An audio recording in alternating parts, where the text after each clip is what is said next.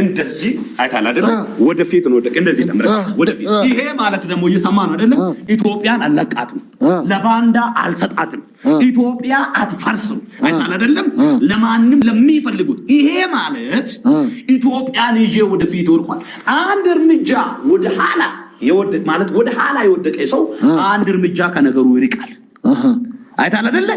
አብይ ደግሞ ኢትዮጵያን ይዞ ወደፊት መውደቅ ማለት አንድ እርምጃ ወደ ኢትዮጵያ ከፍታ ተጠግቷል። የኢትዮጵያ ጠቅላይ ሚኒስትር ዶክተር አብይ የማይገባ ከሆነ በጆሮም በአጥንትም በስጋም ይግባ ኢትዮጵያን ይዞ ወደፊት ይሻገራል። ይሄ ማለት አላስነካም።